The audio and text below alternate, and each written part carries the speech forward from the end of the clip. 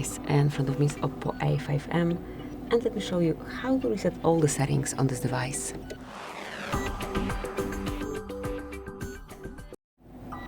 So at first open the settings, then find and select System and Update, go to Backup and Reset, select Reset Phone and mark Reset All Settings.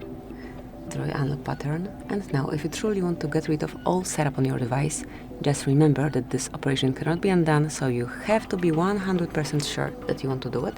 But still, if you want to remove everything, mark Reset, confirm it and wait till it's done.